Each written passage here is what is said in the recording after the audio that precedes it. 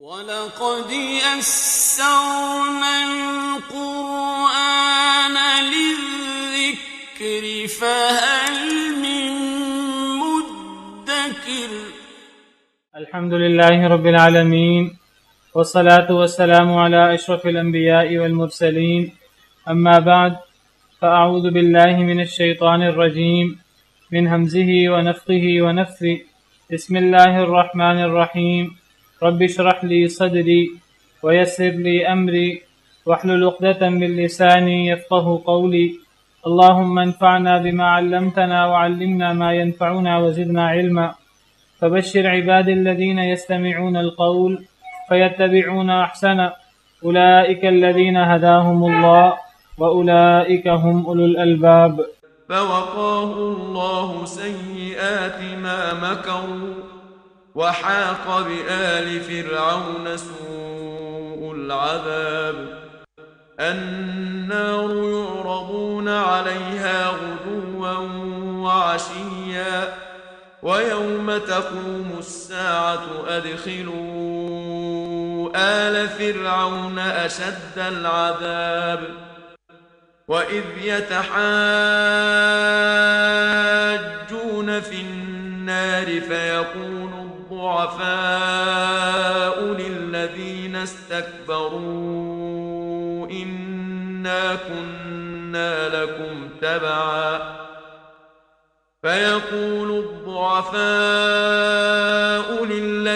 استكبروا إنا كنا لكم تبعا فهل أنتم مغنون عنا نصيبا من النار؟ قال الذين استكبروا إنا كل فيها إن الله قد حكم بين العباد. أعوذ بالله من الشيطان الرجيم. بسم الله الرحمن الرحيم.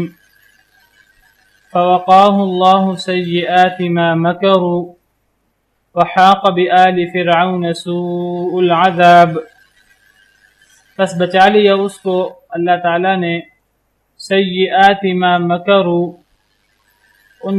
ان برائیوں سے جو وہ مکر کر رہے تھے، جو وہ تدبیریں کر رہے تھے۔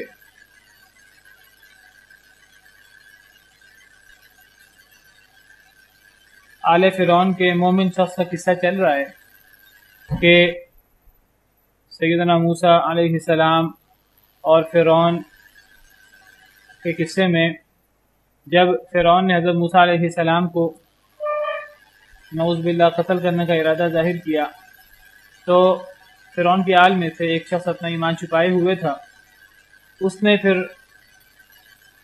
اپنے آپ کو ظاہر کیا اور اس نے ببانگ دہل فرعون کے دربار میں حضرت موسیٰ علیہ السلام کی حمایت کی اور کلمہ حق کا اعلان کیا، اور اس نے حضرت موسیٰ علیہ السلام کی دعوت کو ہی پیش کیا، فرعون کی تردید کی اور اس نے دعوت کا حق ادا کیا، کلمہ حق ادا کیا۔ اب جب اس نے سب باتیں جو کہنی تھی کہہ لی، حق بات کا اعلان کر دیا، حق کا بول بالا کر دیا، تو جب اس نے دیکھا کہ فرعون اور اس کے ساتھی میری بات پہ توجہ نہیں کر رہے، میری بات کا ان پر زیادہ اثر نہیں ہو رہا، پچھلی آیت میں ہے اس نے کہا تھا فَسَتَذْكُرُونَ مَا أَقُولُ لَكُمْ، پس ان قریب تم یاد کرو گے جو میں تمہیں کہتا تھا، وَأُفَوِّضُ أَمْرِي إِلَى اللَّهِ، اور میں سپرد کرتا ہوں اپنا معاملہ اللہ کی طرف۔ میں نے تو جو کہنا تھا کہہ دیا ہے، اب تم میری بات مانو یا نہ مانو، لیکن ایک وقت آئے گا جب تم میری بات کو یاد کرو گے، جب تم اللہ کے عذاب کا شکار ہوگے تو پھر تمہیں میری بات یاد آئے گی۔ میں نے تو جو کہنا تھا کہہ دیا، جو حق بلند کرنا تھا حق کی آواز بلند کر دی۔ فَأُفَوِّضُ أَمْرِي إِلَى اللَّهِ، اب میں نے اپنا معاملہ اللہ کے سپرد کر دیا ہے، میں نے اللہ پر بھروسہ کرتے ہوئے، اللہ کی ذات پر امید رکھتے ہوئے میں نے ببانگ دہل جو کہنا تھا کہہ دیا ہے، اب میں اپنا معاملہ اللہ کے سپرد کرتا ہوں، اب اللہ ہی ہے جو مجھے تم سے بچائے گا۔ ان اللہ بصیر بالعباد، بے شک اللہ تعالیٰ دیکھنے والا ہے بندوں کو۔ اللہ کو بخوبی علم ہے کہ میں نے جو کیا ہے اور میں نے جتنی بڑی قربانی دی ہے اور جتنا خطرہ مول کر میں نے یہ کام کیا ہے، اللہ کو میرے بارے میں بھی پورا علم ہے، اللہ کو تمہارے بارے میں بھی پورا علم ہے، اللہ ہمیں دیکھ رہے ہیں، اللہ ہمارے حالات سے باخبر ہیں، تو میں اللہ پر توکل کرتا ہوں، اللہ پر اعتماد کرتا ہوں۔ اللہ تعالیٰ حدیث قدسی میں اللہ تعالیٰ کا ارشاد موجود ہے، نبی کریم صلی اللہ علیہ وسلم ارشاد فرماتے ہیں کہ اللہ تعالیٰ نے فرمایا انا عند ظن عبدی بی، کہ میں وہی معاملہ کرتا ہوں اپنے بندے کے ساتھ جو میرا بندہ میرے بارے میں گمان کرتا ہے۔ اگر اللہ کا بندہ اللہ کے بارے میں یہ گمان کرے کہ اللہ اسے لازماً بچائیں گے، اللہ اسے لازماً بچاتے ہیں، اور ایک بندہ اگر شک و شبے والا گمان رکھے تو پھر اس کی مدد بھی اسی طرح ہوتی ہے۔ تو انسان کو اللہ پر کما حقہ توکل کرنا چاہیے۔ تو حدیث قدسی میں یہ بات موجود ہے، انا عند ظن عبدی بی، صحیح بخاری کی حدیث ہے۔ حضرت ابو ہریرہ سے مروی ہے کہ نبی کریم صلی اللہ علیہ وسلم نے ارشاد فرمایا کہ اللہ فرماتے ہیں، حدیث قدسی ہے، انا عند ظن عبدی بی، میں یعنی اللہ رب العالمین بندے کا جو اللہ کے مطابق گمان ہوتا ہے، اللہ فرماتے ہیں میں بالکل اس کے مطابق ہو جاتا ہوں۔ تو جس طرح اس نیک آدمی نے اللہ رب العالمین کے بارے میں گمان رکھا، اللہ رب العالمین پر توکل کیا، اور اس نے حق بات دو ٹوک انداز میں پیش کر دی، جان کا پورا خدشہ تھا۔ فرعون تو پہلے کہہ چکا تھا کہ جو حضرت موسیٰ پر ایمان لائے ہیں تو ان کے بچوں کو قتل کرنا شروع کر دو دوبارہ، اور ان پر عرصہ حیات تنگ کر دو۔ تو لیکن اس نے اس کے باوجود کلمہ حق کہا، لیکن کلمہ حق کہنے کے بعد اسے پتا تھا فرعون سب غصے میں ہوگا، ممکن ہے مجھے قتل کر دے، لیکن اس نے کہا میں اپنا معاملہ اللہ پہ چھوڑتا ہوں، اللہ بندوں کو دیکھنے والا ہے۔ تو پھر اللہ نے اس کا گمان توڑا نہیں، اللہ نے اس کا توکل جو اس نے اللہ پر کیا، اللہ نے اس کو اس کی جزا دی، اللہ نے اس کے مطابق اس کے ساتھ معاملہ کیا۔ اللہ فرماتے ہیں فَوَقَاهُ اللَّهُ سَيِّئَاتِ مَا مَكَرُوا، بس بچا لیا اس کو اللہ نے ان بری چیزوں سے جو وہ مکر کر رہے تھے۔ اب انہوں نے اس بندے کے بارے میں، اس نیک آدمی کے بارے میں جو بھی برا مکر کیا، بری چال چلی، برا سوچا، اللہ رب العالمین نے اس نیک آدمی کو، اس رجل مومن کو بچا لیا ان سے۔ وہ اس آدمی کو نقصان نہیں پہنچا سکے، وہ اس آدمی کو شہید نہیں کر سکے۔ کوشش کی ہوگی انہوں نے، ممکن ہے علی اعلان کوشش نہ کی ہو، سازش کی ہو، کوئی چوری چھپے، تو اللہ فرماتے ہیں جو انہوں نے بری سازش کی، جو انہوں نے بری تدبیریں کی اس آدمی کے بارے میں، اس نے اللہ پر توکل کیا تھا، اپنا معاملہ اللہ پر چھوڑا تھا، تو اللہ فرماتے ہیں کہ پھر اللہ نے اسے بچا لیا اس برے مکر سے، اس بری تدبیر سے جو اس کے مخالفین فرعون اور اس کے ساتھی انہوں نے کی۔ اس سے پتہ لگتا ہے کہ فرعون اور اس کے ساتھیوں نے اس کے بارے میں بری تدبیر کی، یہ نہیں کہ اگنور کر دیا، کوئی بری تدبیر کی انہوں نے، کوئی سوچا، کوئی سازش کی، لیکن اللہ رب العالمین نے بچا لیا۔ یا تو پہلے ہی عذاب آ گیا یا کسی اور طریقے سے اللہ نے بچا لیا۔ اس کی تفصیل قرآن کریم میں، احادیث مبارکہ میں موجود نہیں ہے میرے علم کی حد تک، واللہ تعالی عالم۔ یہ بات طے ہے کہ اللہ رب العالمین پر جب اس نے اعتماد کیا، اپنا معاملہ اللہ پر چھوڑا، تو پھر اللہ نے اس کا اعتماد توڑا نہیں، اللہ نے اسے بچا لیا۔ ہمیں اسی طرح اللہ پر اعتماد کرنا چاہیے۔ فرمایا کہ ظاہری طور پر تو ساری طاقت دنیاوی جو طاقت ہے، دنیاوی اقتدار ہے، وہ تو فرعون کے پاس تھا، فرعون کے ساتھیوں کے پاس تھا، اور یہ نیک آدمی اس نے حضرت موسیٰ علیہ السلام کی حمایت کی، لیکن ظاہری طور پر اس کے پاس کوئی پاور، کوئی اختیار، کوئی طاقت نہیں تھی۔ اب ظاہری طور پر تو اگر دنیاوی اسباب دیکھیں تو فرعون ہر لحاظ سے اس پہ غالب تھا، فرعون اس کے بارے میں جو فیصلہ کرتا، لیکن فیصلہ دنیا میں لوگوں کا نہیں چلتا، فیصلہ اصل میں اللہ رب العالمین کا چلتا ہے۔ اب ظاہری طور پر فرعون کو اسے قتل کر دینا چاہیے تھا، لیکن اللہ فرماتے ہیں کہ جب اس نے اللہ پر اعتماد کیا تو اللہ نے اسے بچا لیا ان کی بری تدبیروں سے۔ نہ صرف اللہ نے اسے بچایا بلکہ فرعون کو اللہ رب العالمین نے عذاب میں مبتلا کر دیا۔ وحاق بآل فرعون سوء العذاب، اور گھیر لیا فرعون کی آل کو برے عذاب نے، بجائے اس کے کہ فرعون اور اس کے ساتھی اس نیک آدمی کو، اس رجل مومن کو قتل کرتے اور اس کے بارے میں اپنے برے ارادوں کو پایا تکمیل تک پہنچاتے، ان کی بجائے فرعون اللہ کے عذاب کا شکار ہو گیا۔ فرعون اور اس کے ساتھی، ان کو برے ترین عذاب نے، بدترین عذاب نے گھیر لیا، ان کا احاطہ کر لیا۔ اور برا عذاب کیا تھا؟ وہ غرق ہو گئے سمندر میں۔ حضرت موسیٰ علیہ السلام اللہ رب العالمین کے حکم سے راتوں رات بنی اسرائیل کو لے کے نکل کھڑے ہوئے۔ فرعون کو پتہ لگ گیا کچھ دیر بعد ہی، رات ہی میں، صبح ہونے سے پہلے ہی فرعون کو پتہ لگ گیا۔ تو فرعون نے کہا کہ پہلے ہی بڑے غصے میں تھا، پہلے ہی اس نے اعلان کر دیا تھا کہ جو بھی ایمان لاتا ہے حضرت موسیٰ علیہ السلام پر، اس کے بچوں کو قتل کرنا شروع کر دو۔ تو پہلے ہی غصے میں تھا۔ جب اس نے دیکھا کہ حضرت موسیٰ علیہ السلام راتوں رات بنی اسرائیل کو لے کے نکل گئے ہیں، تو اس نے منادی کروا دی، اعلان کروا دیا کہ فوراً ان کا پیچھا کیا جائے، اور پورا لشکر لے کر، پورے ساز و سامان کے ساتھ، تیاری کے ساتھ اس نے ان کا پیچھا کیا۔ اللہ نے قرآن کریم میں سورہ شعراء میں ذکر کیا ہے اس واقعے کا، وَلَقَدْ أَوْحَيْنَا إِلَى مُوسَىٰ أَنْ أَسْرِ بِعِبَادِي إِنَّكُمْ مُتَّبَعُونَ، ہم نے موسیٰ علیہ السلام کو وحی کی کہ میرے بندوں کو راتوں رات لے کے نکل جائیں، إِنَّكُمْ مُتَّبَعُونَ، تمہاری پیروی کی جائے گی، تمہارا پیچھا کیا جائے گا، تمہارا تعاقب ہوگا۔ فَأَرْسَلَ فِرْعَوْنُ فِي الْمَدَائِنِ حَاشِرِينَ، جب فرعون کو پتہ لگا تو فرعون نے شہروں میں ہرکارے بھیج دیے کہ لشکر اکٹھا ہو اور جلدی سے لشکر تیار ہو۔ فرعون نے مختلف جگہوں پر پیغامات بھیجے، کیا کہا؟ إِنَّ هَؤُلَاءِ لَشِرْذِمَةٌ قَلِيلُونَ، یہ چھوٹی سی جماعت ہے، وَإِنَّهُمْ لَنَا لَغَائِظُونَ، یہ جماعت چھوٹی سی ہے لیکن یہ ہمیں غصہ دلائے رکھتے ہیں، یہ ایسے کام کرتے رہتے ہیں کہ ہمیں غصہ آتا ہے۔ اتنی چھوٹی جماعت بھی نہیں تھی، کہا جاتا ہے، اللہ بہتر جانتے ہیں کہ لاکھوں کی تعداد میں تھے، 6 لاکھ کے قریب، اللہ عالم۔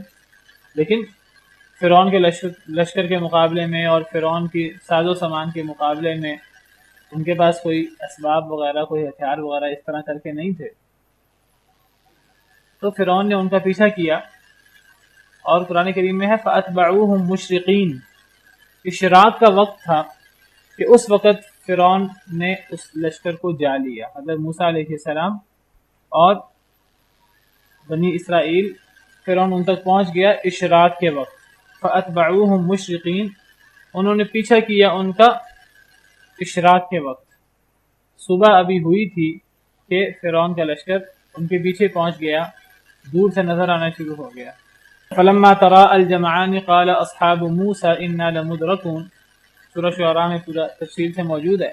جب دونوں جماعتوں نے ایک دوسرے کو دیکھ لیا، جب آل فرعون نے حضرت موسیٰ اور بنی اسرائیل کو دیکھ لیا، اور جب بنی اسرائیل نے اپنے پیچھے لشکر جرار کو گرد اڑتے ہوئے دیکھی اور لشکر جرار کو آتے دیکھا، دونوں نے ایک دوسرے کو دیکھ لیا، تو اب ساز و سامان تو فرعون اور آل فرعون کے پاس تھا، ساری طاقت، سارے گھوڑے اور اونٹ اور سارا ساز و سامان، تلواریں اور یہ ہتھیار تو سارے ان کے پاس تھے۔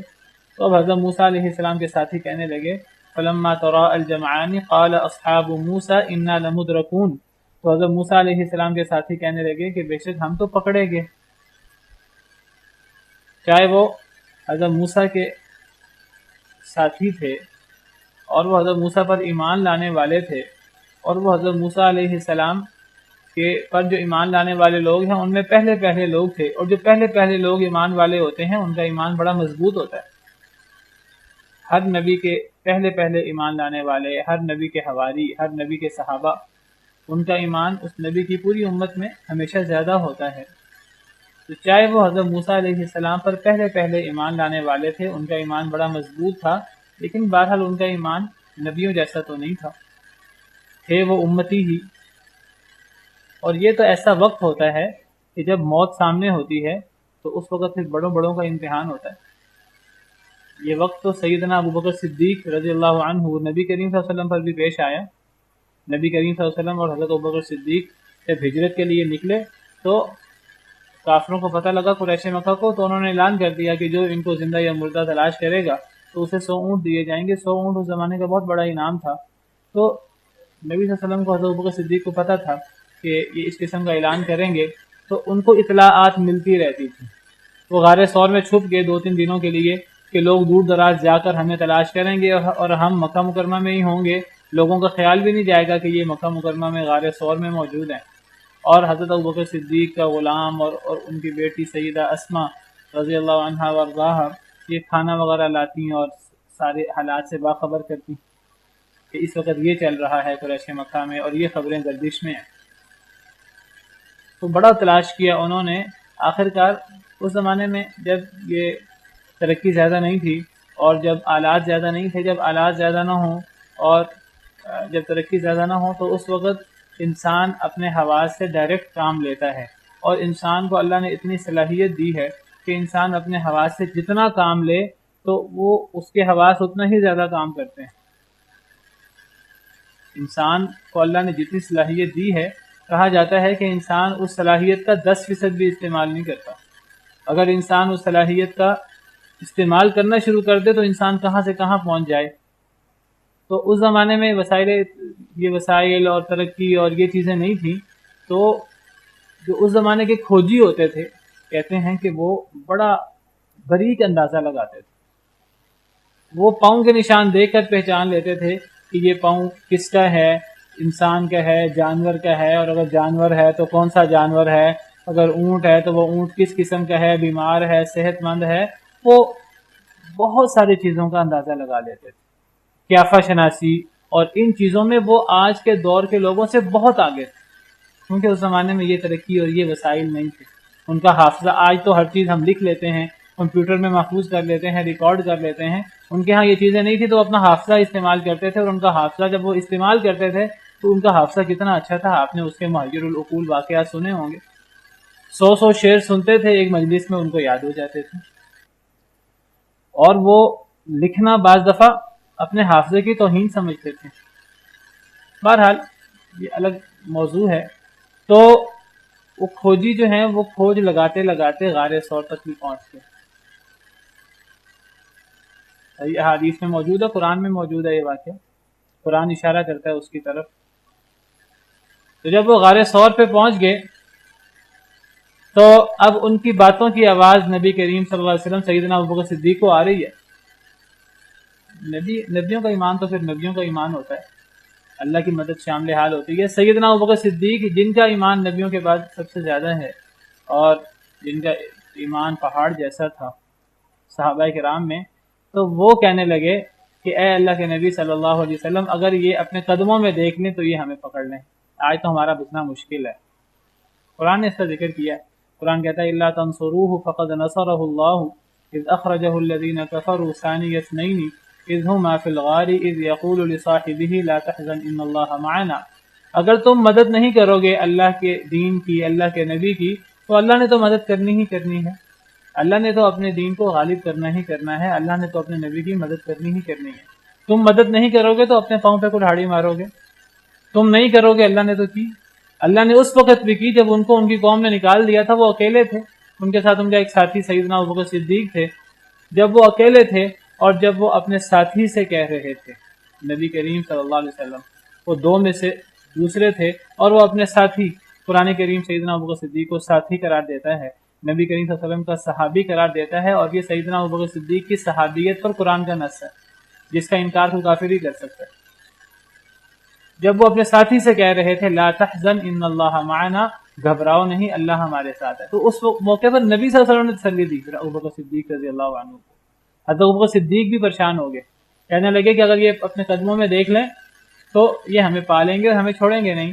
تو نبی صلی اللہ علیہ وسلم کا ایمان اللہ پر تھا، انہوں نے اللہ پر بھروسہ کرتے ہوئے، اللہ پر توکل کرتے ہوئے فرمایا کہ گھبراؤ نہیں اللہ ہمارے ساتھ ہے، یہ اس وقت جتنے بھی ہیں جب اللہ ہمارے ساتھ ہے تو ہمیں گھبرانے کی ضرورت نہیں۔ اور احادیث مبارکہ میں آتا ہے نبی صلی اللہ علیہ وسلم نے فرمایا کہ اے ابو بکر ما ظنک باثنین اللہ ثالثہما، ان دو کے بارے میں تمہارا کیا گمان ہے جن میں تیسرا اللہ ہے، ہم دو نہیں ہیں، ہمارے ساتھ تیسرا اللہ ہے ہماری مدد کے لیے۔ ان اللہ مع المؤمنین، اللہ مومنوں کے ساتھ ہے، اللہ کی مدد مومنوں کے ساتھ ہے۔ اور پھر اللہ نے مدد کی، جو بندہ اللہ پر جتنا بھروسہ کرتا ہے، جتنا توکل کرتا ہے اور جتنے یقین سے کرتا ہے، اللہ اسی طرح اس کی مدد کرتا ہے۔ اللہ نے مدد کی، اب وہ پھر آگے کس طرح مدد کی، بعض کہتے ہیں جی مکڑی نے جالا بن دیا تھا اور وہ باتیں کس حد تک صحیح ہیں اللہ کو پتہ ہے، لیکن یہ بات ہے کہ کفار قریش مکہ نبی کریم صلی اللہ علیہ وسلم تک نہیں پہنچ سکے، وہ غار تک پہنچ گئے، لیکن آگے اب ان کو یعنی وہ کھوج لگاتے لگاتے غار تک پہنچ گئے، اب ان کو پتہ ہے کہ یہاں غار تک وہ آئے تھے، اب آگے مزید وہ نہیں دیکھ سکے، اللہ نے ان کی آنکھیں بند کر دی، یا جو بھی کیا اللہ نے مدد کی۔ تو جب حضرت موسیٰ علیہ السلام کے ساتھی کہنے لگے کہ اے موسیٰ اب تو ہم پکڑیں گے، تو اس وقت پھر حضرت موسیٰ علیہ السلام نے اللہ پہ توکل کا جو نبیوں کا خاصہ ہے، حضرت موسیٰ کہنے لگے قال کلا، کہنے لگے ہرگز نہیں، ایسا ممکن نہیں ہے کہ اللہ ہمیں اس وقت نقصان پہنچائے، قال کلا، کہنے لگے ہرگز نہیں، ہمیں کوئی نقصان نہیں پہنچا سکتا، بڑی مضبوطی کے ساتھ بڑے توکل کے ساتھ انہوں نے کہا، کہنے لگے ان معی ربی سیہدین، میرا رب میرے ساتھ ہے، کوئی راہ دکھلائے گا۔ یہ ہے نبیوں کا ایمان جس کا ہم سے تقاضا ہے، اور پھر اللہ نے راہ دکھایا، اللہ نے معجزاتی پھر ایسے موقعوں پر اللہ کی طرف سے معجزاتی مدد ہوتی ہے، پھر معجزے ایسے موقعوں پہ آیا کرتے ہیں۔ تو پھر اللہ نے فرمایا فَأَوْحَيْنَا إِلَى مُوسَىٰ أَنِ اضْرِب بِعَصَاكَ الْبَحْرَ، ہم نے موسیٰ علیہ السلام کو وحی کی، آگے سمندر تھا، پیچھے فرعون تھا، اب کہاں جاتے وہ، لیکن اس موقع پر حضرت موسیٰ کو نہیں پتا تھا اللہ کیسے مدد کریں گے، لیکن اللہ پر اعتماد تھا، اللہ پر اعتماد کرتے ہوئے کہا کہ اللہ نے ہمیں نکلنے کا حکم دیا ہے، اللہ ہمیں بچائیں گے۔ حالانکہ یہ بات بنی اسرائیل کو بھی پتہ تھی، حضرت موسیٰ علیہ السلام ہمیں اللہ کے حکم سے لے کے نکلے ہیں، لیکن بہرحال امتی ہیں، امتی تھے، تو نبیوں کا ایمان ہوتا ہے۔ تو حضرت موسیٰ علیہ السلام نے اللہ کا توکل کا مظاہرہ کیا، تو اللہ نے فرمایا کہ اس سمندر پہ اپنا عصا مارو، تو رستہ بن گیا، اور اس رستے سے تمام بنی اسرائیل جو ہیں اس رستے کو کراس کر کے وہ دریا کے سمندر کے پار اتر گئے۔ اور جب فرعون اس کے لشکر نے دیکھا کہ یہ تو رستہ بنا ہوا ہے، انہوں نے کہا کہ اگر انہوں نے یہ رستہ پار کیا ہم بھی یہ رستہ پار کر لیتے ہیں، آج ہم نے ان کو چھوڑنا نہیں ہے، اگر یہ چلے گئے ہمارے ہاتھ سے بچ کے ہماری بڑی سبکی ہوگی، یہ ہوگا وہ ہوگا، وہ بھی آؤ دیکھا نہ تھا اس رستے میں اتر گئے۔ بنی اسرائیل وہ رستے سے وہ دریا کے اس پار، سمندر کے اس پار کراس کر کے نکل رہے ہیں، اور یہ اس رستے میں داخل ہو رہے ہیں۔ اب جب یہ سارے کے سارے رستے کے درمیان میں آئے، وہ پارٹ کوئی چھوٹا نہیں تھا سمندر کا، بڑا رستہ تھا، یہ پورا لشکر جو ہے یہ سمندر کے درمیان پہنچا ہے رستے میں، تو اللہ نے وہ رستہ ختم کر دیا۔ جو اللہ رستہ بنانے والا ہے وہ رستہ ختم بھی کرنے والا ہے، اللہ نے رستہ ختم کر دیا اور ان کو غرق کر دیا۔ فَأَوْحَيْنَا إِلَى مُوسَىٰ أَنِ اضْرِب بِعَصَاكَ الْبَحْرَ فَانْفَلَقَ فَكَانَ كُلُّ فِرْقٍ كَالطَّوْدِ الْعَظِيمِ، ہم نے حضرت موسیٰ علیہ السلام کو وحی کی کہ سمندر پہ عصا مارو، انہوں نے عصا مارا تو سمندر پھٹ گیا۔ فَكَانَ كُلُّ فِرْقٍ، ہر گروہ دو رستے بن گئے، دو ٹکڑوں میں بٹ گیا، اور ہر ٹکڑا كالطَّوْدِ الْعَظِيمِ ایک بڑے پہاڑ کی طرح تھا۔ ثم فَأَزْلَفْنَا ثَمَّ الْآخَرِينَ، ہم نے ان کو پار لگا دیا۔ وَأَنْجَيْنَا مُوسَىٰ وَمَن مَّعَهُ أَجْمَعِينَ، اور ہم نے موسیٰ علیہ السلام کو اور جتنے لوگ ان کے ساتھ تھے ان کو بچا لیا، ان کو نجات دے دی۔ ثم اغرقنا الآخرین، پھر باقی لوگوں کو ہم نے غرق کر دیا، فرعون اور اس کے آل فرعون کو اور اس کے ساتھیوں کو۔ تو اس طرح کر کے پھر اللہ رب العالمین نے فرعون اور اس کے ساتھیوں کو غرق کر دیا، بجائے اس کے کہ وہ حضرت موسیٰ علیہ السلام اور ان کے ساتھیوں پر ظلم کے پہاڑ توڑتے اور وہ اس رجل مومن کو نقصان پہنچاتے، بری بری تدبیریں انہوں نے کی، چالیں چلی، ساری چالیں دھری کی دھری رہ گئیں، اور بجائے اس کے کہ وہ اس رجل مومن کو نقصان پہنچاتے، جب اس نے اللہ پر اعتماد کیا تو اللہ نے اس کا اعتماد توڑا نہیں، اس کی بجائے اللہ نے فرعون اور اس کی آل کو بدترین عذاب میں گھیر لیا۔ وہ آگ، وہ عذاب غرق ہونے کا عذاب تھا دنیا کے اندر۔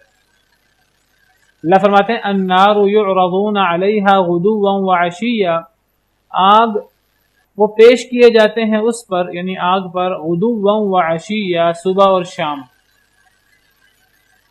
وَيَوْمَ تَقُومُ السَّاعَةُ أَدْخِلُوا آلَ فِرْعَوْنَ أَشَدَّ الْعَذَابِ، اور جس دن قیامت قائم ہوگی تو داخل کر دو آل فرعون کو سخت ترین عذاب میں، یعنی جس دن قیامت قائم ہوگی داخل کر دو، یعنی تب اعلان ہوگا، جس دن قیامت قائم ہوگی تو روز قیامت اعلان ہوگا، اللہ کی طرف سے حکم ہوگا فرشتوں کو کہ داخل کر دو آل فرعون کو زیادہ سخت عذاب میں، اشد زیادہ سخت، العذاب عذاب زیادہ سخت عذاب میں۔ اللہ فرماتے ہیں بجائے اس کے کہ وہ اس رجل مومن کو نقصان پہنچاتے، بری تدبیر کرتے، اپنی بری تدبیر کو پایا تکمیل تک پہنچاتے، آل فرعون کو عذاب نے گھیر لیا، غرق ہونے کے عذاب نے، اور اس عذاب پر بس نہیں ہوئی. یہ نہیں کہ موت آئی اور سب کچھ ختم، اب تو اصل زندگی شروع ہوئی ہے، اب تو اصل معاملات شروع ہوئے ہیں. اب ایک تو غرق ہونے کا عذاب اور پھر اسی پر بس نہیں. فرعون کو اللہ نے غرق کیا تھا، یہاں ذکر نہیں ہے. وہ دیگر آیات جو میں نے ابھی آپ کے سامنے پڑھی ہیں قرآن کریم میں جگہ جگہ موجود ہے، اللہ نے فرعون کو غرق کر دیا. یہاں اس کا ذکر نہیں ہے، یہاں اس سے اگلے عذاب کا ذکر ہے کہ صبح شام آگ پر پیش ہوتے ہیں. اور یہ جو صبح شام آگ پر پیش ہونا ہے یہ قیامت کے دن نہیں ہے، قیامت کے دن کا عذاب اگلے جملے میں ذکر ہو رہا ہے، جو اس سے بھی بڑا عذاب ہے کہ جس دن قیامت قائم ہوگی اس دن حکم ہوگا اللہ کا کہ ان کو زیادہ سخت عذاب میں داخل کر دو. تو قیامت کی بات تو بعد میں ہو رہی ہے اور موت کا ذکر یہاں موجود نہیں ہے کہ کیسے ان کی موت ہوئی. تو یہ موت کے بعد اور قیامت سے پہلے کا ذکر ہو رہا ہے. یہ کب کا ذکر ہو رہا ہے؟ قبر کا. قبر کا عذاب یہاں سے ثابت ہوتا ہے. بہت سارے منکرین حدیث وہ قبر کے عذاب کا انکار کرتے ہیں، قبر کی زندگی کا، قبر کے معاملات کا انکار کرتے ہیں. کہتے ہیں جی کہاں ہے قبر کا عذاب، نہ قرآن میں ہے نہ کہیں اور ہے. حدیثوں کو مشکوک ٹھہراتے ہیں، حدیثوں کے بارے میں اعتراضات کرتے ہیں. اللہ نے قبر کے عذاب کا ذکر قرآن میں بھی فرمایا ہے. امام ابن کثیر رحمہ اللہ اس آیت کی تفسیر میں فرماتے ہیں کہ یہ آیت کریمہ قبر کے عذاب میں اصل الاصول کی حیثیت رکھتی ہے. اور ویسے کوئی بندہ یہ کہے کہ جی فلاں عقیدے کے لیے، فلاں معاملے کے لیے، قبر کے عذاب کے لیے قرآن سے دلیل دو، یہ مطالبہ ہی صحیح نہیں ہے. اصلا مطالبہ یہ ہونا چاہیے کہ جی کتاب و سنت سے دلیل دو، دین اسلام کے جو نصوص ہیں وہی سے دلیل دو. وہی قرآن بھی ہے اور وہی حدیث بھی ہے، وہی جلی اور وہی خفی. ضروری نہیں کہ ہر بات قرآن میں موجود ہو. تو یہ مطالبہ کرنا کہ جی فلاں عقیدے کی، فلاں مسئلے کی دلیل قرآن سے دو، یہ مطالبہ صحیح نہیں ہے. یہ مطالبہ وہ کرتا ہے جو صرف وہی کی ایک قسم قرآن پر ایمان رکھتا ہے. حالانکہ مسلمانوں کا عقیدہ یہ ہے کہ دین صرف قرآن کریم کا نام نہیں ہے. دین قرآن کریم اور قرآن کریم کی تفسیر، قرآن کریم کی تشریح، قرآن کریم کے بیان، حدیث مبارکہ دونوں کا نام دین ہے. دین اسلام ان دونوں کا نام ہے. اللہ تعالیٰ قرآن میں فرماتے ہیں اطیعوا اللہ واطیعوا الرسول، اللہ کی بھی اطاعت کرو اور رسول کی بھی اطاعت کرو. اللہ تعالیٰ فرماتے ہیں وما آتاکم الرسول فخذوہ وما نہاکم عنہ فانتہوا، جو تمہیں رسول دیں وہ لے لو اور جس سے تمہیں رسول روکیں اس سے رک جاؤ. جو رسول دیں لے لو، کوئی فرق نہیں کیا اللہ نے کہ جب وہ قرآن کے نام پر کوئی چیز دیں تو لے لو، جب وہ قرآن کے علاوہ کوئی چیز دیں تو نہ لو. فرمایا جو رسول دیں وہ لے لو. وہ اللہ کے نام سے، قرآن کے نام سے حکم پیش کریں کہ اللہ نے مجھ پر قرآن اتارا ہے، اس پر عمل کرو، اس کو بھی لے لو. اور جس کو وہ قرآن کے علاوہ پیش کریں اللہ کی وحی کے طور پر، قرآن کا نام نہ لیں، اس کو بھی لے لو. عمومی حکم ہے. وما آتاکم الرسول فخذوہ، جو تمہیں رسول دیں وہ لے لو. وما نہاکم عنہ فانتہوا، جس سے وہ روکیں اس سے رک جاؤ. ایک اور آیت کریمہ میں اللہ فرماتے ہیں وما كان لمؤمن ولا مؤمنة اذا قضى الله ورسوله امرا ان يكون لهم الخيرة من امرهم، کسی مومن مرد اور کسی مومن عورت کے یہ لائق نہیں کہ جب اللہ اور اللہ کا رسول کوئی فیصلہ کر دیں ان کے بارے میں، اللہ بھی اور اللہ کا رسول بھی، دونوں کی بات حجت ہے. اللہ کے رسول کی بات اس لیے حجت نہیں ہے کہ وہ اپنی طرف سے کوئی احکامات صادر فرماتے ہیں. اللہ کے رسول صلی اللہ علیہ وسلم کی بات اس لیے حجت ہے کہ وہ اللہ کی طرف سے فرماتے ہیں، وہ اپنی طرف سے فرماتے نہیں ہیں. اصلاً حکم کرنے کا، فیصلہ کرنے کا اختیار صرف اللہ وحدہ لا شریک کے پاس ہے. الا لہ الخلق والامر، خبردار اس نے پیدا کیا ہے، اسی کا حکم چلے گا. جو پیدا کرتا ہے، جو خالق ہوتا ہے، حکم دینے کا اختیار اس کے پاس ہوتا ہے. فالحکم للہ العلی الکبیر، فیصلے کا اختیار صرف اللہ کے لیے ہے جو سب سے بلند اور سب سے بڑا ہے. لیکن اللہ فرماتے ہیں کہ اللہ کی بھی اطاعت کرو اور رسول کی بھی اطاعت کرو. وجہ کیا ہے کہ رسول صلی اللہ علیہ وسلم اپنی طرف سے کچھ نہیں کہتے. تو فرمایا کہ کسی مومن مرد اور عورت کے یہ لائق نہیں کہ جب اللہ فیصلہ کر دیں یا اللہ کا رسول فیصلہ کر دے، یعنی اللہ کی طرف سے، پھر ان کے پاس کوئی اختیار باقی رہے. جو بندہ کہتا ہے میں تو اللہ کی بات مانوں گا، رسول کی بات نہیں مانوں گا، تو سمجھ لیجئے وہ مومن نہیں ہے قرآن کی نص سے. کیونکہ مومن ہونے کے لیے ضروری ہے کہ وہ اللہ اور اللہ کے رسول دونوں کو فیصل مانے، دونوں کی بات مانے. ایک مومن مرد اور عورت کے پاس اگر اللہ اور رسول فیصلہ کر دیں کوئی اختیار باقی نہیں رہتا مومن کے پاس. ہاں جو مومن نہیں ہے وہ صرف اللہ کی بات مانتا رہے یا اللہ کی باتوں میں سے بعض باتیں مانتا رہے، بعض چھوڑتا رہے. جو مومن مرد ہوگا یا عورت ہوگا وہ اللہ اور رسول دونوں کی بات مانیں گے. اور پھر آیت کا اگلا حصہ ہے وَمَن يَعْصِ اللَّهَ وَرَسُولَهُ فَقَدْ ضَلَّ ضَلَالًا مُبِينًا. جو اللہ اور اللہ کے رسول کی نافرمانی کرے وہ دور کی گمراہی میں جا پڑا. پھر اللہ اور رسول دونوں کا ذکر ہے. اسی لیے فرمایا کہ وَالنَّجْمِ إِذَا هَوَى مَا ضَلَّ صَاحِبُكُمْ وَمَا غَوَى وَمَا يَنطِقُ عَنِ الْهَوَى إِنْ هُوَ إِلَّا وَحْيٌ يُوحَى. ستارے کی قسم جب وہ گرے تمہارا ساتھی یعنی نبی صلی اللہ علیہ وسلم نہ بہکے ہیں اور نہ گمراہ ہوئے ہیں. وَمَا يَنطِقُ عَنِ الْهَوَى وہ تو اپنی خواہش سے بولتے نہیں. إِنْ هُوَ إِلَّا وَحْيٌ يُوحَى جو ان کی زبان اقدس سے نکلتا ہے وہ وحی ہوتی ہے جو وہ آگے پہنچا دیتے ہیں. تو نبی کی بات وہ اللہ کی بات ہوتی ہے. مَن يُطِعِ الرَّسُولَ فَقَدْ أَطَاعَ اللَّهَ جو رسول کی اطاعت کرتا ہے در حقیقت اللہ کی اطاعت کرتا ہے. ومن تولى اور جو نہ مانے رسول کی بات فما ارسلناک علیہم حفیظا اے نبی ہم نے آپ کو زبردستی کرنے والا نہیں بھیجا. جو نہیں مانتا نہ مانے اللہ کے ہاں سزا بھگتے گا اپنے کفر کی. یہ کفر ہے. ایک بندہ وحی کے بڑے حصے کا انکار کر دے, جو بندہ وحی کے ایک حصے کا انکار کرے, ایک وحی کا انکار کرے وہ کافر ہے. ایک بندہ وحی کے بڑے حصے کا انکار کر دے تو اس کے کفر میں تو کوئی شک نہیں ہے. تو یہ مطالبہ ہی صحیح نہیں ہے کہ جی فلاں عقیدہ فلاں مسئلہ قبر کا عذاب قرآن سے ثابت کرو, جی شراب کی حرمت فلاں مسئلہ قرآن سے ثابت کرو. یہ مطالبہ ہی غلط ہے. کہنا یہ چاہیے کہ جی دین سے ثابت کرو, اللہ کی وحی سے ثابت کرو. اللہ کی وحی قرآن میں بھی ہے, حدیث میں بھی ہے, اور اس کے بہت سارے دلائل ہیں, یہ الگ موضوع ہے. تو قبر کے عذاب کے لیے یہ آیت کریمہ اصل الاصول ہے. یہ کہنا کہ جی قبر کا عذاب قرآن سے ثابت نہیں ہوتا غلط بات ہے. قبر کا عذاب قرآن سے بھی ثابت ہوتا ہے اور احادیث مبارکہ صحیح احادیث مبارکہ اس کے بارے میں بہت زیادہ ہیں. اور اگر بالفرض یہ قرآن سے ثابت نہ بھی ہوتا تو کوئی فرق نہیں پڑتا.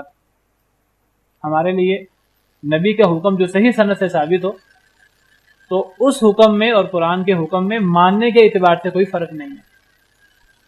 دونوں کی اہمیت ایک جیسی ہے کیونکہ نبی کا فرمان اللہ کا فرمان ہے. در حقیقت نبی اپنی طرف سے نہیں فرماتے بشرطے کہ صحیح سند سے ثابت ہو. تو بہرحال امام ابن کثیر رحمہ اللہ فرماتے ہیں یہ آیت کریمہ قبر کے عذاب کے بارے میں اصل الاصول کی حیثیت رکھتی ہے. تو جو منکرین حدیث اکثر منکرین حدیث عذاب قبر کا انکار کرتے ہیں تو عذاب قبر کا ذکر تو قرآن میں بھی موجود ہے اور احادیث مبارکہ تو بھری پڑی ہیں. نبی صلی اللہ علیہ وسلم کے ارشادات ہیں کہ جب مومن شخص جو ہے اس کو قبر میں لے جایا جاتا ہے تو پھر اس سے سوال پوچھے جاتے ہیں مر ربک ما دینک اور من نبیک, اس سے سوال ہوتے ہیں. جو ان سوالوں کا صحیح جواب دے تو پھر اس کے لیے جو ہے وہ جنت کی طرف سے دروازہ کھول دیا جاتا ہے, اس کے لیے جنت کی طرف سے بستر بچھا دیا جاتا ہے اور پھر اس کو کہا جاتا ہے کہ ایسے سو جاؤ بے سکون کی نیند اور بے خبری کی نیند جیسے دلہن سوتی ہے,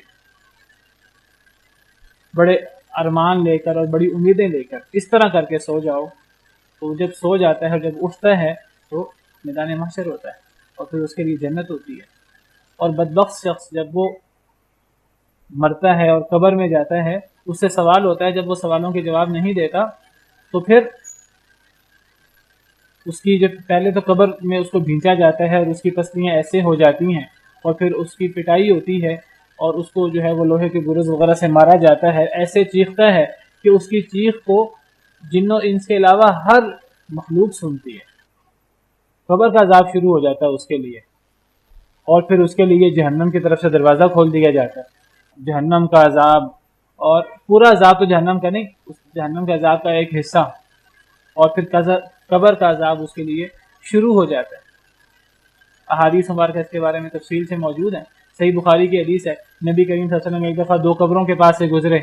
آپ نے فرمایا کہ انہما لیعذبان, ان دونوں قبر والوں کو عذاب ہو رہا ہے. وما یعذبان فی کبیر, کسی بڑے معاملے میں عذاب نہیں ہو رہا. کوئی ایسی بات نہیں ہے جو تمہاری نظر میں بڑی ہو, تمہاری نظر میں بڑی چھوٹی ہے لیکن اللہ کے ہاں بہت بڑی بات ہے. ان میں سے ایک شخص وہ پیشاب کے قطروں سے نہیں بچتا تھا اور دوسرا شخص جو ہے وہ چغلی کیا کرتا تھا. پھر نبی صلی اللہ علیہ وسلم نے ایک تر ٹہنی منگوائی اور پھر آپ نے اس تر ٹہنی کو وہاں گاڑ دیا اور آپ نے دعا فرمائی. آپ نے فرمایا کہ شاید کہ اللہ تعالیٰ جب تک یہ ٹہنی خشک نہیں ہو جاتی ان سے عذاب ہلکا کر دے. تو صحیح بخاری کی حدیث ہے. تو بہت ساری احادیث مبارکہ سے قبر کا عذاب ثابت ہے، قرآن کریم سے بھی ثابت ہے، اور یہ قبر کا عذاب ہے غرق ہونے کے بعد اور قیامت کے سخت ترین عذاب سے پہلے صبح شام وہ آگ پر پیش ہوتے ہیں، ان کو آگ پر پیش کیا جاتا ہے، اور یہ قبر کا عذاب ہے فرعون اور آل فرعون کے لیے۔ جی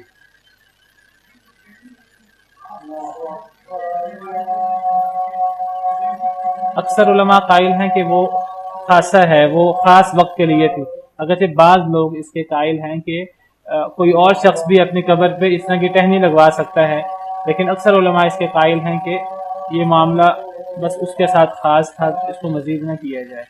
دیکھیے جی، وہ کام کرنے چاہیے کہ جو نبی کریم صلی اللہ علیہ وسلم نے اور صحابہ کرام نے آپ سے سیکھ کر کیے، یا تو ہم کہیں کہ اس وقت لوگ فوت نہیں ہوتے تھے، اس وقت قبروں میں دفنایا نہیں جاتا تھا، یا ان کو اپنے عزیزوں سے پیاروں سے محبت نہیں تھی، سب معاملات ان کے بھی عزیز فوت ہوتے تھے اور ان کو اپنے عزیزوں سے بڑی محبت تھی۔ نبی صلی اللہ علیہ وسلم کے چچا فوت نہیں ہوئے، شہید نہیں ہوئے، حضرت حمزہ رضی اللہ عنہ وارضاہ اور دیگر صحابہ کرام، آپ کی پیاری زوجہ مطہرہ سیدہ خدیجہ اور آپ کے بیٹے اور دیگر لوگ فوت نہیں ہوئے، کیا صحابہ کرام کے عزیز فوت نہیں ہوتے تھے؟ تو انہوں نے یہ کام کیوں نہیں کیے؟ جب انہوں نے یہ کام نہیں کیے، حالانکہ ان کو بھی محبت تھی، تو وہ بھی یہ طریقے اپنا سکتے تھے، جب انہوں نے یہ کام نہیں کیے تو ہمیں بھی یہ کام نہیں کرنا۔ حضرت عمر بن عاص نے فرمایا تھا اپنے ورثاء کو، بہرحال ایک صحابی کا قول ہے، کوئی بندہ اس قول کو مد نظر رکھتے ہوئے اگر کوئی بندہ اپنے کسی عزیز کی قبر پر کوئی ٹھہرنا چاہتا ہے تو ٹھہر جائے، لیکن ٹھہرنے کا مطلب یہ نہیں ہے کہ وہ ٹھہر کر اس قسم کے چادریں چڑھانے کا اور پھول رکھنے کا اور اس قسم کا کوئی معاملہ کرے۔ ہمیں وہی کام کرنے چاہیے جو نبی کریم صلی اللہ علیہ وسلم نے، صحابہ کرام نے آپ سے سیکھ کر کیے، اپنی طرف سے ہمیں نتنے کام نہیں کرنے چاہیے۔ تو فرمایا کہ آگ پر وہ صبح شام پیش کیے جاتے ہیں، یعنی قبر میں، اور جس دن قیامت قائم ہوگی ادخلوا آل فرعون اشد العذاب، تو حکم ہوگا داخل کر دو آل فرعون کو، فرعون کی آل کو سخت ترین عذاب میں۔ تو دنیا میں ان کو غرق کیا گیا اور آخرت میں ان کے لیے سخت ترین عذاب ہوگا، جس کا ذکر ویوم تقوم الساعۃ کے بعد ہے۔ تو صبح شام آگ پر پیش ہونا یہ قبر میں معاملہ ہے، یہ قبر کا عذاب ہے، والعیاذ باللہ۔ ایک دفعہ نبی کریم صلی اللہ علیہ وسلم جو ہیں وہ کوئی صحابی فوت ہوئے، ان کو دفنایا گیا، تو آپ قبر پہ موجود تھے، پھر نبی صلی اللہ علیہ وسلم نے صحابہ کرام سے کہا کہ اللہ سے قبر کے عذاب سے پناہ مانگو۔ صحابہ کرام سب نے قبر کے عذاب سے پناہ مانگی، آپ نے دوبارہ فرمایا کہ اللہ سے قبر کے عذاب کی پناہ مانگو۔ تیسری دفعہ آپ نے فرمایا کہ اللہ سے قبر کے عذاب کی پناہ مانگو، اور آپ نے فرمایا کہ قبر کے اندر عذاب ہوتا ہے، اللہ کے نافرمان لوگوں کو، کافروں، فاسق و فاجر لوگوں کو قبر کا عذاب ہوتا ہے، اور آپ نے فرمایا اتنا سخت عذاب ہوتا ہے کہ اگر تمہیں پتہ لگ جائے کہ قبر میں قبر والے کے ساتھ کیا ہوتا ہے، اور جو اللہ نے مجھے دکھایا ہے اور جس کا مجھے علم ہوا ہے، اگر اس کا تمہیں علم ہو جائے تو تم اپنے مردوں کو قبروں میں دفنانا چھوڑ دو۔ بڑے سخت مرحلے ہیں فوت ہونے کے بعد، بڑی سخت گھاٹیاں ہیں جن کو عبور کرنا ہوگا۔ انسان کو چاہیے، ایک عقل مند شخص کو چاہیے کہ وہ جو آنے والی سخت گھاٹیاں ہیں انسان اس کی تیاری کرے دنیا کے اندر۔ سیدنا عثمان رضی اللہ عنہ کے بارے میں آتا ہے کہ کسی قبر کے پاس سے گزرتے، کسی قبر کے بارے میں جب کوئی بات سنتے، قبر کی بات ہوتی، تو وہ جہنم کے ذکر پر اتنا نہیں روتے تھے، آخرت کے ذکر پر، جتنا قبر کے ذکر پر روتے تھے۔ کسی نے ان سے سوال کیا کہ آپ قبر کے ذکر پر اتنا روتے ہیں تو آخرت کے ذکر پر اتنا آپ پر اتنا اثر نہیں ہوتا؟ تو آپ نے فرمایا کہ میں نے نبی کریم صلی اللہ علیہ وسلم کو فرماتے سنا ہے کہ آپ نے فرمایا کہ قبر آخرت کی منزلوں میں سے پہلی منزل ہے۔ نیک شخص کے لیے یہ جنت کے باغیچوں میں سے ایک باغیچہ ہے، اور بد شخص کے لیے یہ جہنم کے گھڑوں میں سے ایک گھڑا ہے۔ تو گویا کہ قبر میں جانے کے ساتھ فیصلہ ہو جاتا ہے کہ ایک انسان کے ساتھ آئندہ کیا معاملہ ہوگا، تو قبر سے ہی سارا معاملہ شروع ہو جاتا ہے۔ اللہ سے دعا ہے کہ اللہ تعالی ہمیں خاتمہ بالخیر، ایمان کے ساتھ اللہ ہمیں ہماری موت دے، اور اللہ ہمیں قبر کے عذاب سے بچائے۔ ہر نماز کے اندر ہمیں دعا کرنی چاہیے، دعا سکھائی گئی ہے، اللہم انی اعوذ بک من عذاب القبر واعوذ بک من عذاب جہنم واعوذ بک من فتنة المسیح الدجال واعوذ بک من فتنة المحیا والممات اللہم انی اعوذ بک من المأثم والمغرم، یہ دعا سکھائی گئی ہے قبر کے عذاب سے بچنے کے لیے، ہر نماز میں یہ دعا کرنی چاہیے۔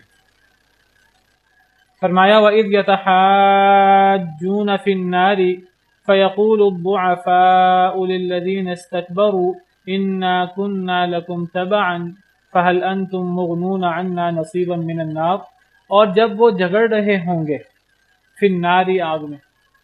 ایک تو اللہ نے ذکر کیا کہ اللہ نے ان کو عذاب میں گرفتار کر لیا، ان کو دنیا میں غرق کر دیا گیا، پھر وہ قبر کے عذاب کا شکار ہیں، صبح شام ان کو آگ پہ پیش کیا جاتا ہے، اور قیامت کے دن سخت ترین عذاب ہوگا۔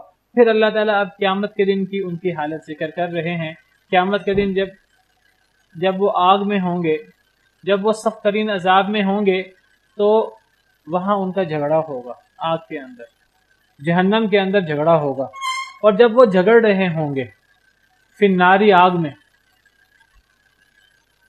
فیقول الضعفاء، تو کہیں گے کمزور لوگ، ضعیف کی جمع ضعفاء، کمزور لوگ کہیں گے للذین استکبروا، ان لوگوں کے لیے جنہوں نے تکبر کیا۔ جو لوگ آگ میں جائیں گے قیامت کے دن، ان آگ میں جانے والوں میں کچھ متکبر قسم کے لوگ ہوں گے، سردار قسم کے لوگ ہوں گے، اور کچھ کمزور قسم کے لوگ ہوں گے، دونوں جہنم میں ہوں گے۔ جو کافر ہے وہ جہنم میں ہے، چاہے وہ دنیا کے اندر بہت اقتدار والا، بہت مال والا تھا، یا وہ دنیا کے اندر غریب تھا اور چڑھتے سورج کی پوجا کرنے والا، دوسروں کے پیچھے چلنے والا تھا۔ اگر وہ کافر ہے، اگر اس نے اللہ کی بات نہیں مانی، نبیوں کی دعوت پر لبیک نہیں کہا، تو خواہ وہ مالدار ہے، خواہ وہ غریب ہے، اگر وہ کافر ہے تو وہ جہنم میں ہوگا۔ تو جہنم میں اب کمزور لوگ طاقتور لوگوں سے، متکبر لوگوں سے کہہ رہے ہوں گے۔ یہ کون سے کمزور اور کون سے طاقتور لوگوں کی بات ہو رہی ہے؟ آل فرعون کے کمزور اور طاقتور لوگ۔ آل فرعون میں بھی ہر قسم کے لوگ، آل فرعون میں بھی ایک فرعون اور فرعون کے درباری اور فرعون کے وزیر مشیر، ایک وہ جو پیش تھے حضرت موسیٰ علیہ السلام کی مخالفت میں اور اپنی قوم کو گمراہ کرنے میں، ان کو استکبروا سے تعبیر کیا گیا۔ اور ایک وہ لوگ تھے آل فرعون میں سے جو ان کے پیچھے چلنے والے، وہ کئی دفعہ ممکن ہے حضرت موسیٰ علیہ السلام سے متاثر بھی ہو جاتے ہوں، لیکن جب وہ سوچتے کہ ہم حضرت موسیٰ پر ایمان لائیں تو فرعون کی طرف سے کوئی اعلان، فرعون کی طرف سے کوئی دھوکہ، کوئی انعام کا وعدہ، کوئی خوف کہ جو ایمان لائے گا میں یہ کر دوں گا، میں وہ کر دوں گا، اور جب وہ اس قسم کی باتیں سنتے تب پھر وہ اپنے ذہن کو بند کر دیتے اور فرعون کے پیچھے چلنا شروع کر دیتے۔ ہم نے پیچھے پڑھا کہ آل فرعون نے فرعون کی پیروی کی حضرت موسیٰ کو چھوڑ کر، فاتبعوا امر فرعون وَلَقَدْ أَرْسَلْنَا مُوسَى بِآيَاتِنَا وَسُلْطَانٍ مُبِينٍ، سورہ ہود میں ہے، ہم نے موسیٰ علیہ السلام کو اپنی آیتوں اور دلائل کے ساتھ بھیجا، الی فرعون وملئہ، فرعون اس کے سرداروں کی طرف، فاتبعوا امر فرعون، تو آل فرعون نے فرعون کی پیروی کی، فرعون کے حکم کی پیروی کی، حضرت موسیٰ کے حکم کی پیروی نہیں کی۔ وما امر فرعون برشید، اور فرعون کا حکم، فرعون کا معاملہ کوئی اچھا نہیں تھا، بہت برا معاملہ تھا، ان کو پتہ تھا برا ہے، لیکن چڑھتے سورج کے لیے دنیا کی چاہ میں وہ فرعون کے پیچھے لگے رہے۔ تو اللہ فرماتے ہیں کہ جو فرعون اور اس کے سردار متکبر لوگ وہ بھی، اور جو فرعون کے پیچھے لگے رہے دنیا میں اور فرعون کے پیچھے لگ کر کفر پر ڈٹے رہے، حضرت موسیٰ علیہ السلام کی مخالفت کرتے رہے، دونوں جہنم میں ہوں گے۔ اور پھر کمزور لوگ، پیچھے لگنے والے لوگ، تکبر کرنے والوں سے، یعنی فرعون اور فرعون کے وزیروں مشیروں سے جو آگے آگے تھے، ان سے کہیں گے، کیا کہیں گے ابھی بتاتے ہیں جی۔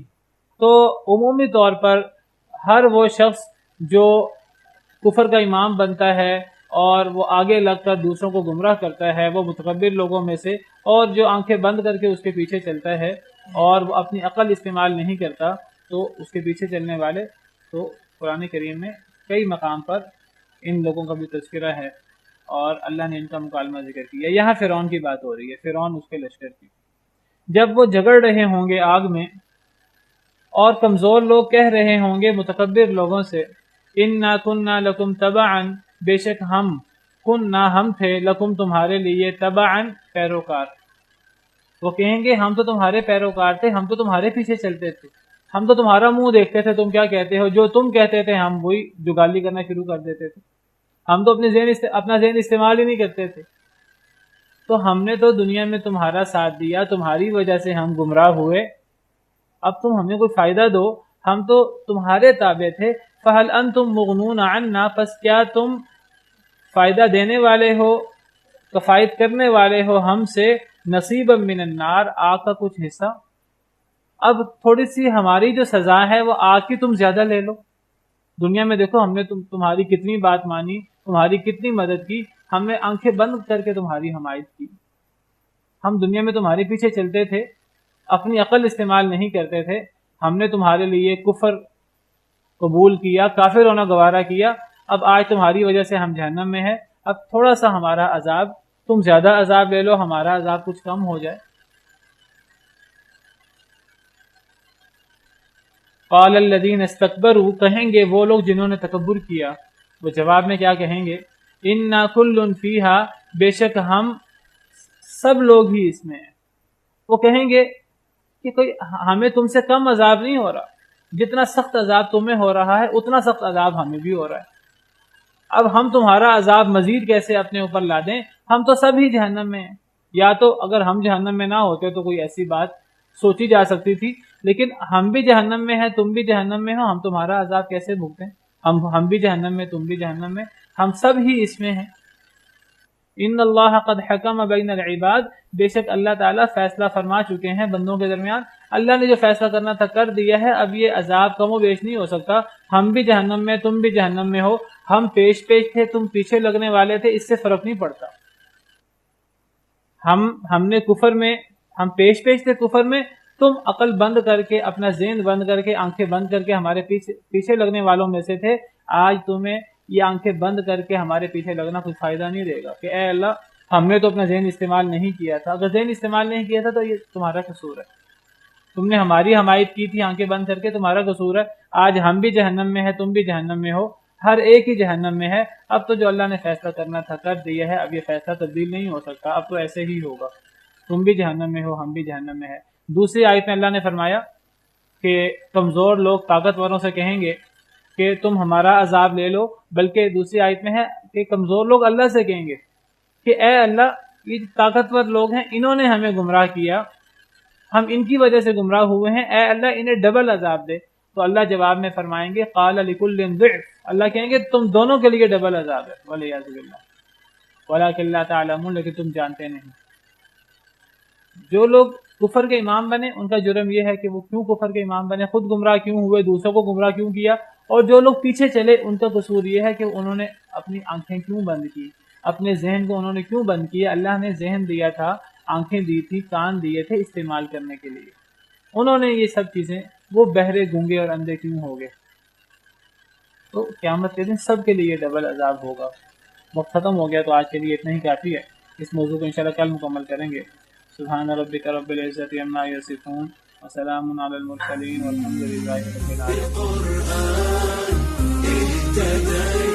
في رحمه تحلو الحياة شوقا إلى